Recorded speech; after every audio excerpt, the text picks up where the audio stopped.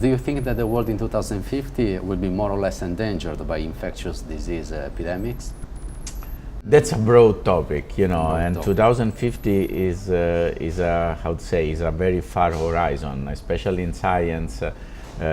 Projecting 40 years in advance is it's quite an adventure. It's a challenge by itself. Yeah. I would say that in the last 10 years we had so many development and so many changes, and I'm talking just about 10 years, that it's very difficult to have an outlook for what will be in 30 or 40 years.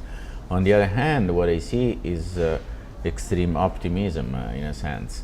The recent advances in the area of computational epidemiology, digital disease detection, are really creating a fertile ground for work in the future that will make our way to look and fight diseases totally different.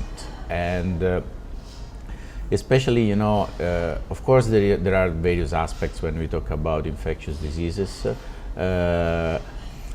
One is the medical aspect. So at the end, the battle has always to be fought on the front line in the hospitals with the doctors and by developing new drugs, etc.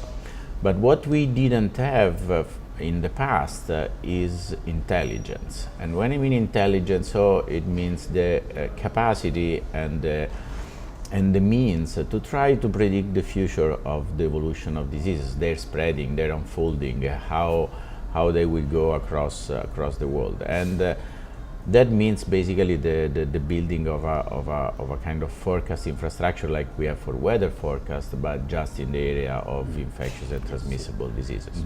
Okay. Which are the fundamental challenges in modeling and forecasting epidemics in the future globalized society?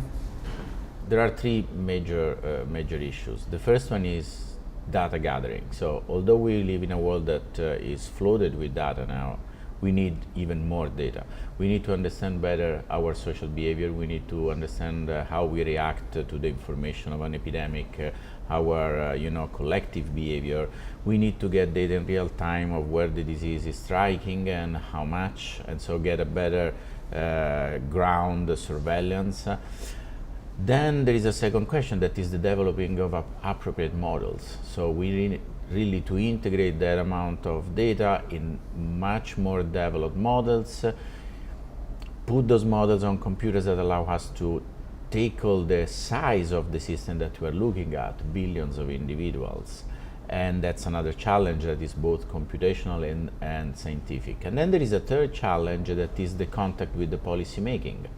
Because actually we have to introduce a culture in an area about what we can do in terms of computational modeling and theoretical work in area which are not as used to that, And while everybody believes in weather forecast, it's a little different when you talk about epidemic forecast or epidemic scenario analysis. So we need to introduce a culture in which there is more exchange between the policymakers, the major actor at the level of agencies, the commission itself, everybody, and the scientists, and create this dialogue where, of course, science doesn't have to substitute policy making. That is a science by itself, because you have to consider also constraints that are political, economical, etc. But you want that the stakeholders that decides what to do get quantitative information that can really help. You want to have a policy-making leadership that is trained in understanding what a model is, what is the information that a model provides, up to which extent you can trust a model.